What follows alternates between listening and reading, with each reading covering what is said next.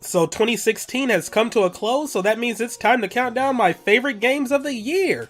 And yeah, sorry, this is how I come back after a rather abrupt pause in uploads, but yeah, right around when I last uploaded a video, kinda got sick. That's why you don't visit relatives over the holidays.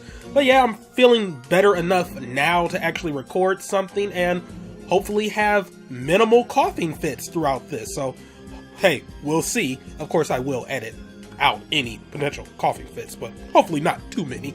And I always feel this should go without saying, but this list will only contain games that I've actually played this year.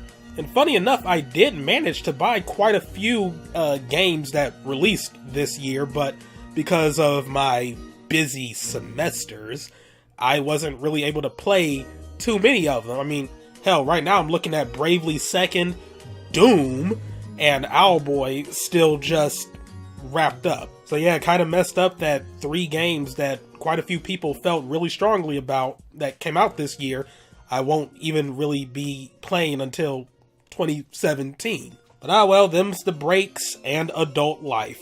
So without further ado, let's get on to the list. But first things first, the little preliminary things. First one being, best game I played this year that didn't come out this year. And that goes to Danganronpa 2, Goodbye Despair. There is really not much I can say about this game without spoiling anything. All I can say is just play it. It will change your life. It was originally for the Vita, which, I mean, you can play Vita games on the PlayStation TV, which is a $40 micro console now, but in some instances you can find it for as cheap as $20. It plays every single Vita game and PSP games at that. You can download them. And now Danganronpa 2 is available on Steam, and it will be coming to the PS4 in 2017. So I mean, the excuses to not have played this game, or just any game in the Danganronpa series, is growing smaller and smaller by the minute. So yeah, I mean, just Danganronpa 2, really good games, but Danganronpa 2, I played it this year. Oh my god, it consumed my life. Murder mystery, visual novel. It's like if Phoenix Wright just went hardcore. So good. But alright, enough about that. Onward to the next preliminary award, which is Most Disappointing Game of the Year. It is really sad that I had a hard time choosing this, because there were quite a few disappointments. I mean, some obvious ones that pop out are No Man's Sky or Street Fighter V, but I don't know, I kind of want to say it's a tie for Most Disappointing Game of the Year. Like a tie between Star Fox Zero and Mighty Number 9. I say that because both games were heavily hyped. People had high expectations for both of them, and they both failed to deliver. What with just Star Fox Zero feeling rather uninspired in some aspects and having pretty wonky controls in some areas, and Mighty Number 9 just being a lifeless Mega Man X clone with tons of bugs, glitches, laughable graphics in some areas, and just all around feeling like an unpolished game. Well, I say feeling when it really is an unpolished game. But at the end of the day, I'd give Most Disappointing to Mighty Number 9. Because at least with Star Fox Zero, I enjoyed myself at some points. And yeah, while it didn't live up to my expectations, especially since I wanted a brand new Star Fox adventure and not Star Fox 64 HD, after I already had got done playing Star Fox 64 3D, and before that I got done playing Star Fox 64. Like, come on. A new original Star Fox game. Please. But, I mean, I did legitimately enjoy Star Fox Zero at some points, and I had multiple play sessions with that. With Mighty Number 9, like, I had a few play sessions, but not as many as Star Fox Zero, and all in all, it just wasn't all that entertaining. It didn't live up to the hype. It wasn't worth all the money that it gained on Kickstarter, and just the whole controversy surrounding that Kickstarter, and then them trying to do a brand new Kickstarter before they even came through with that one. And I don't know, it just really hurt. Was it Concept? Is that the name of the Concept and Inti Creates, co-developers, but yeah, it didn't really do either of them any real favors, which could explain why people were a bit apprehensive and then let down by Recore on the part of Concept. But at least Inti Creates was able to bounce back with a far better game than Mighty Number 9 in As Your Striker Gunvolt 2, so there's that. But yeah, Mighty Number 9 just overall was not really a good game. It was really disappointing, and yeah, it doesn't deserve any more discussion than I'm giving it right now, so yeah. So now with that prelim stuff out the way, let's get into the list proper. As always, the list will be in alphabetical order because I just couldn't bring myself to rank the games. Plus, I'm lazy like that. So first up, we have Dragon Quest VII Fragments of the Forgotten Past. Okay, so yeah, this one is kind of cheating a little because it's a remake of a PlayStation 1 game. But with that said, that PlayStation 1 game is really rare. Like, last time I checked, it was like $200 for a used copy of that game. Yeah. And B, so much is changed and refined in this game, almost feels like a brand new game. But yeah, it looks great. The music, as always for a Dragon Quest game, is just out of this world. The story is really good. The characters, they're just really well written. And there's just a bunch of charm in this game. And even from a gameplay standpoint, this RPG does a lot well. Like, the original version of this game might not have aged well at all by today's standards, but this game, I mean, it has a really good auto battle system. The AI of your teammates is really good, like, surprisingly. There is actually a menu option where you can go and see what was the last thing you were doing and what you need to do next. And I know that seems trivial, but not too many RPGs do that. And that is a very good thing to have. I'm just saying.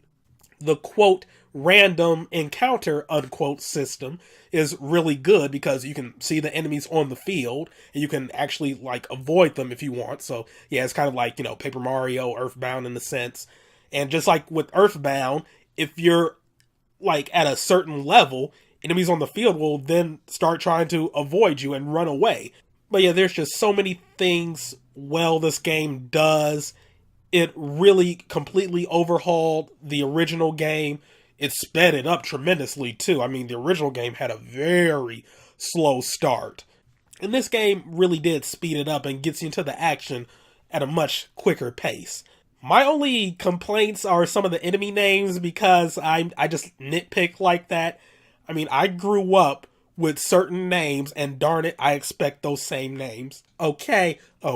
Next up on the list, Fury. So yeah, this is a neat little indie game that came out of nowhere. I mean, I got it for free in 1 month of PlayStation Plus. And it really took me by surprise with how good this game is. It's just a standard action game that, I don't know, I never really played anything like this. With lack of a better term, I would call it a boss rush game, because there's no real exploration or traveling or navigation to other levels that you have to do.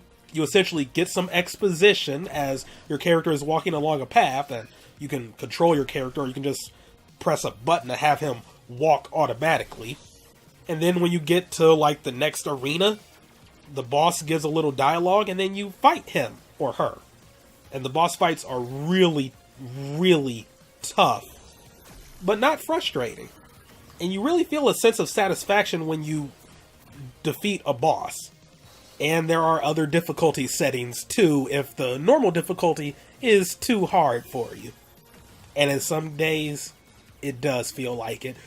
But I don't know, like nothing really beats that sense of satisfaction you get when you overcome a really tough boss in that game.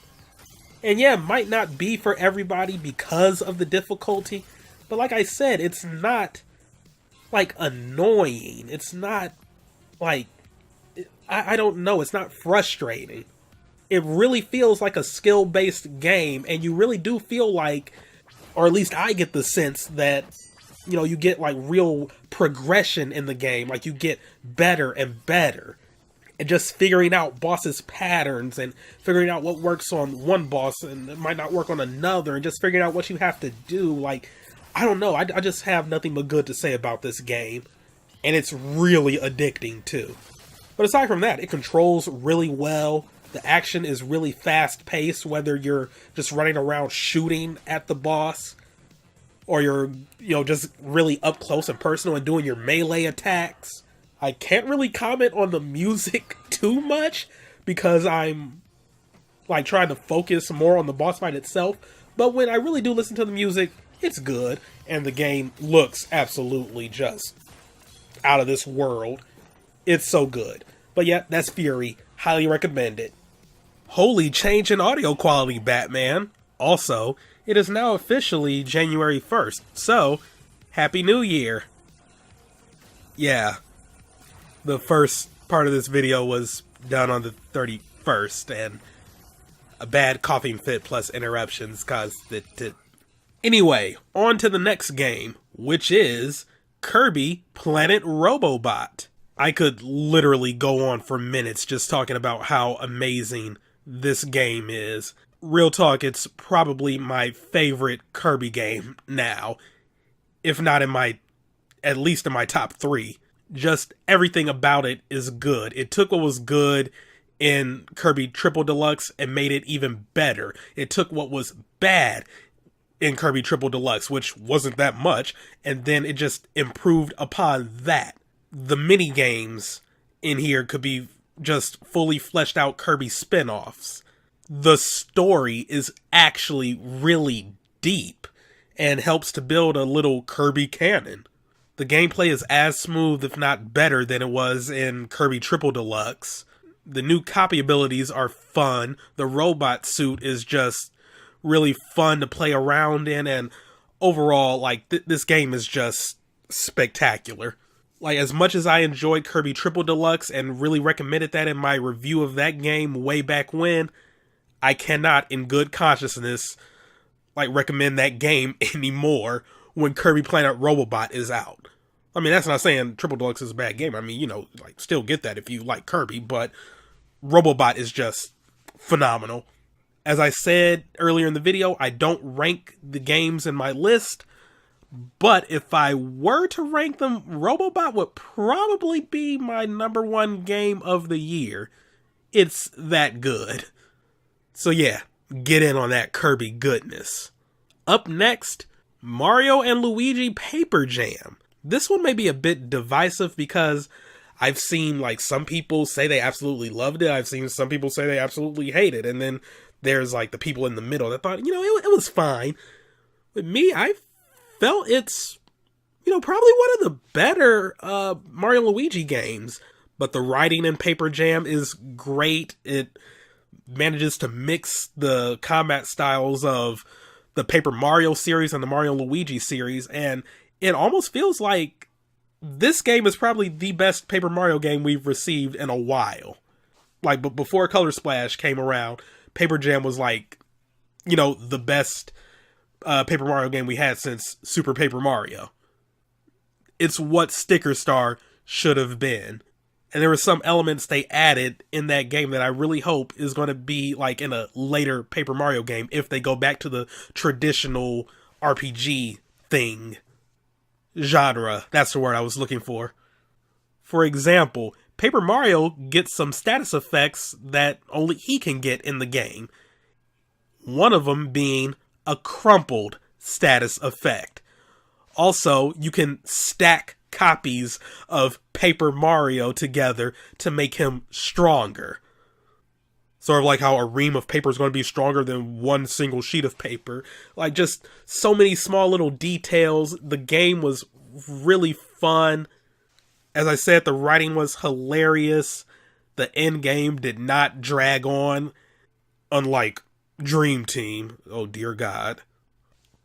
And the Koopalings actually grew personalities in this game. Amazing. Amazing. So yeah, while this may be a bit of a love it or hate it game with very little in between, I'd still recommend it, and like as a longtime fan of the Mario Luigi series, it's my third favorite in the series. But yeah, Paper Jam, really, really good. Highly recommend it. Up next, still with the 3DS, we have Pokemon Sun and Moon. Just like with true Pokemon fashion, this being the newest Pokemon game, it is now the best Pokemon game that's out there. Like, a great story. It's actually the first main series Pokemon game to switch up the formula. Like, you're not going through the whole little, like, Pokemon League, going gym by gym.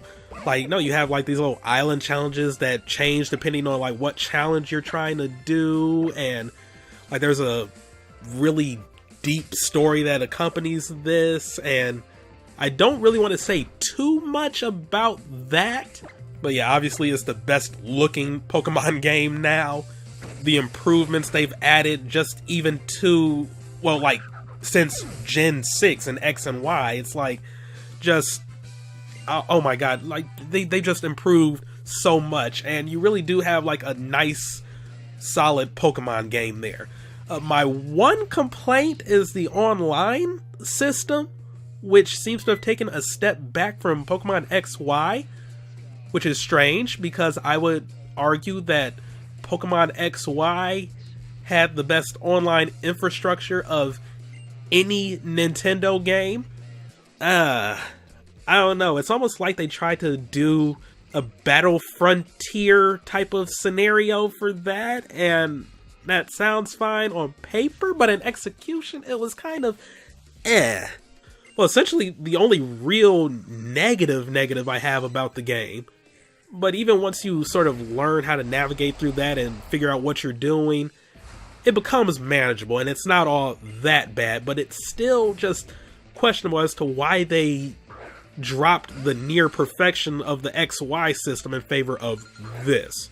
But yeah, online aside, it's just a really great Pokemon adventure, and I highly recommend it if you're a Pokemon fan and you haven't picked up a Pokemon game in years.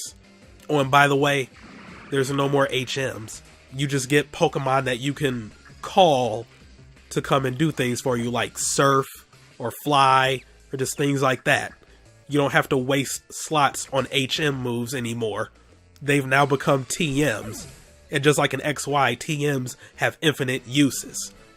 That alone just makes this an outstanding Pokemon game, but alright. Up next on the list, we have Pokmon Tournament. This one might be a weird one for a lot of people, but I would really argue that this is probably the best fighting game to come out this year. Like, to compare it to Street Fighter V, when this game launched, it was complete. And it kind of showed for a minute because, you know, Street Fighter V launched on Steam and the PS4. Two huge, ginormous install bases. And it came out before Pokmon Tournament did. And Pokmon was somehow able to outsell it at first. On the Wii U only. Yeah. And just to compare it to Street Fighter V in more aspects, it had a really good training mode where you could practice like combos and basic movements and, you know, all these other different things, which I think was missing from Street Fighter V at first. Pokmon had an arcade mode right out the gate. The online matchmaking is ridiculous in Pokmon.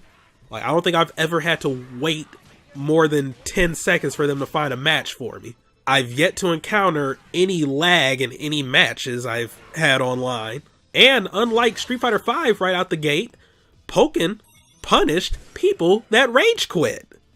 I know, a novel idea, right? But comparisons aside, it's a really nice fighting game.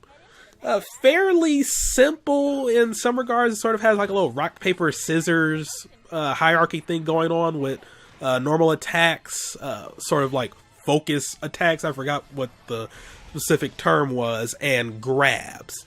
I mean, but to be fair, that's kind of what Street Fighter 4, to be more specifically, sort of had going for it too. But there's also like other little mix-ups in there too, with jabs and weak attacks, strong attacks, and blah blah blah. All the fighters in Pokken are unique and have their own like little special styles. And all in all, I can't really say too much negative about it. Good if you're a long-time fighting game fan. It's good if you're new to the fighting game scene and want something a little casual to slide into. Like, it's a fighting game that's, you know, that can appeal to casuals and hardcores alike. Sort of like Smash. And plus, any game that lets you control a masked luchador Pikachu that does the Stone Cold Stunner and 450 splashes. I mean, hey, that's just an amazing game right there. It also has Gengar. Gengar is awesome. But up next on the list, we have Ratchet and Clank. Like, if you played a Ratchet and Clank game, this is more of the same, only better. It looks amazing. The voice acting is great as usual. This Ratchet and Clank, if you're not in the know, is a remake of the original Ratchet and Clank. Well, I can't really say remake. It's like an actual just retelling, reimagining of that story. Because, yeah, they want to tie it into the movie that came out this year. Unfortunately, the movie was garbage, but the game was great. Yeah, great action, great weapons. And at first I was a bit apprehensive about the story, thinking like, oh, they might retcon a lot of things and just change around a lot and just add unnecessary things. And yeah, there were some unnecessary things in there. For example, throwing Dr. Nefarious in there for no good reason, despite the fact that he doesn't know Ratchet and them even exist until Ratchet and Clank 3. But I don't know, I guess the argument would be that since this game is sort of being told from the viewpoint of Captain Quark, there's going to be some inconsistencies and stuff. And if you're not familiar with the Ratchet and Clank series, half these names I just mentioned, you have no clue what I'm talking about. But all in all, it's just a really good 3D platformer with guns. So if you like shooting and blowing up a lot of things in a cartoon environment, Ratchet and Clank 2016 is for you. I mean, it's really hard for me to like explain why it's good, because I would say it's a lot like the Pokemon games, or how I explained sort of with Kirby Planet Robot. It follows the same sort of like flow of the previous games in the series, only it does so with more overall improvements to make just a really outstanding game. But yeah, Ratchet and Clank 2016, really good. Up next, while we're still on the whole destruction and shooting grind, we have Rive, the 2D action platformer from Two Tribes. And unfortunately, it's their last game as a company. I mean, they've now broken off into two separate entities, and they'll continue to make games. Yay! But this was their last game together. And it was a nice way to go out. But yeah, Rive is sort of an intergalactic 2D action platformer. You're controlling a little ship that can, you know, shoot in 360 degrees.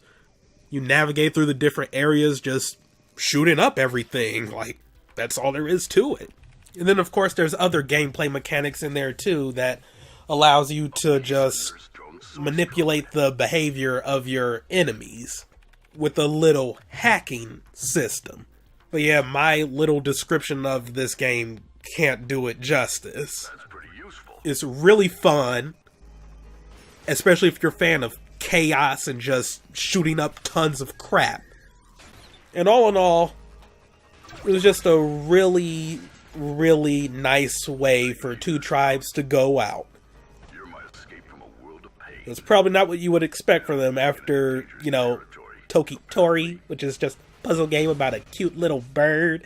And then they have this game with explosions and guns and a chubby, gruff guy that shouts his one-liners as he's destroying things with his gunship. I guess you could say 2 tribes went out with a bang. Because guns, when they shoot, they go bang. Just like the guns that are going bang outside right now because idiots are superstitious on New Year's Day. But at this point, I'm not even sure if they remember the superstition anymore, and they just shoot guns in the air because they're idiots. Okay, whatever, let's go on to the next game. And that game is Song of the Deep.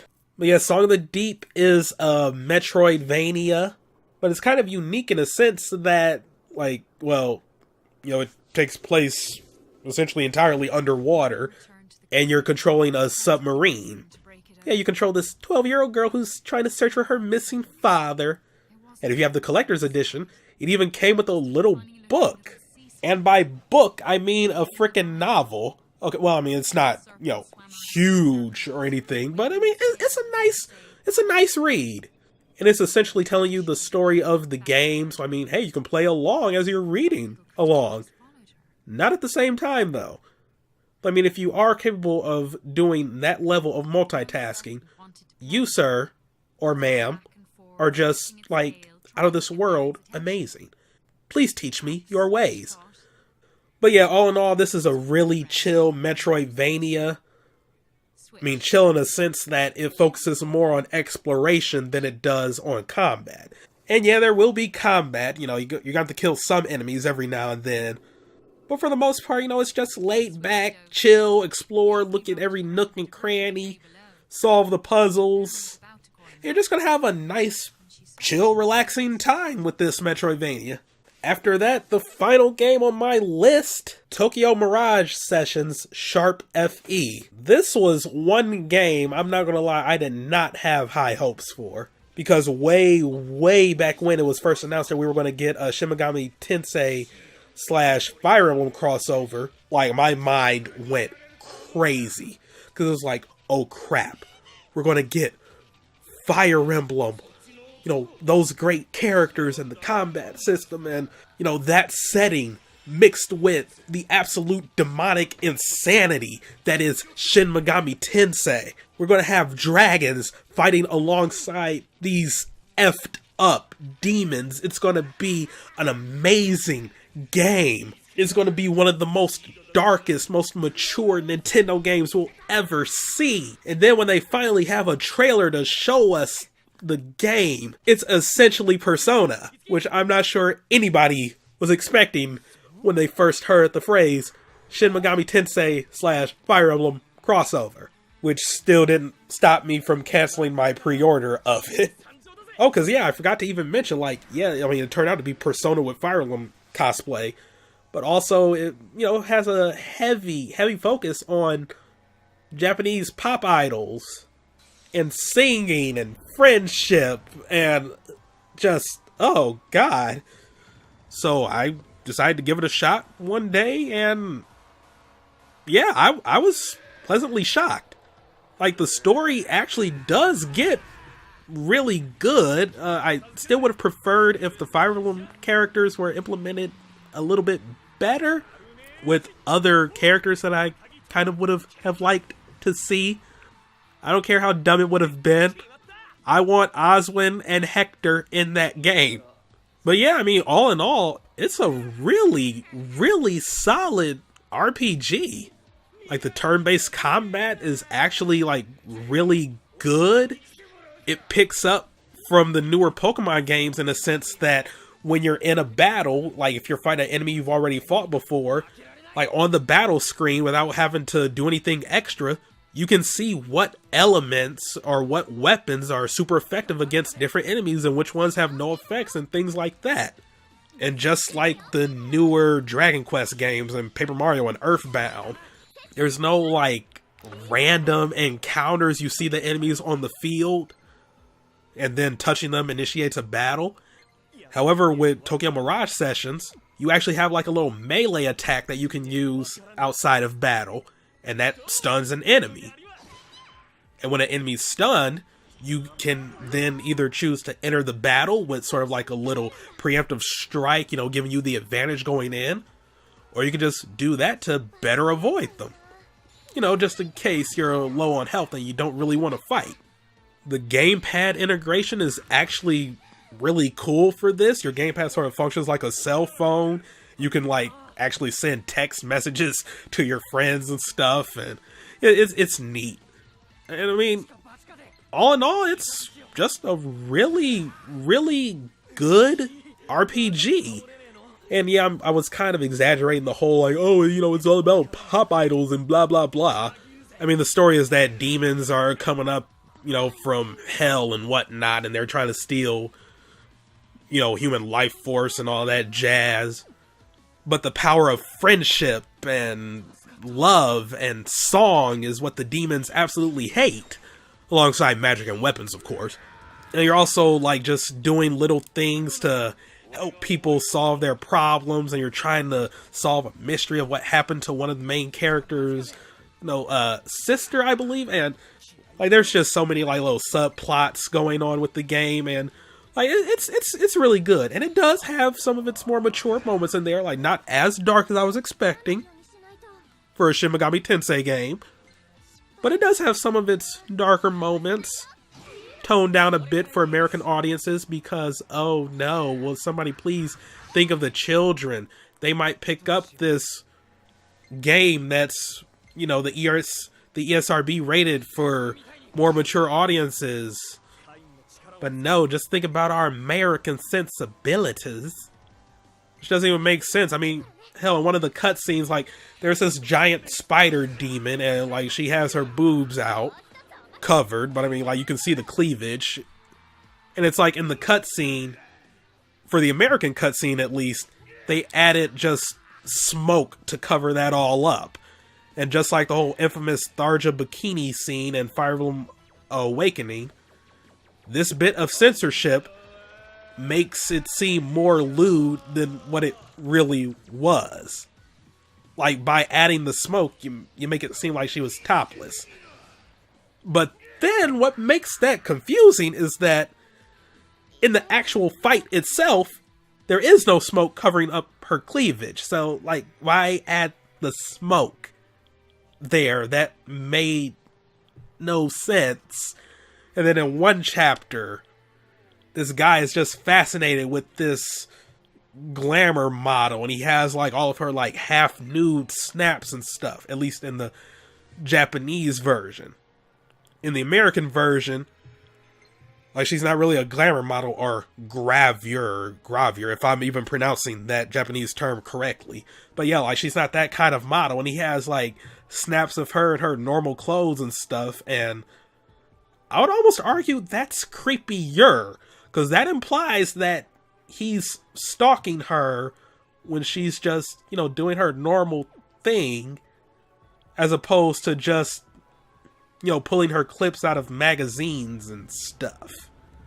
And also, like, some costumes are covered up for the American version, but no big deal. As long as, like, no actual, like, story stuff was cut out, you know, I'm fine. But yeah, all in all, Tokyo Mirage Sessions Sharp FE, a really, really good RPG. Probably the best RPG on the Wii U right now.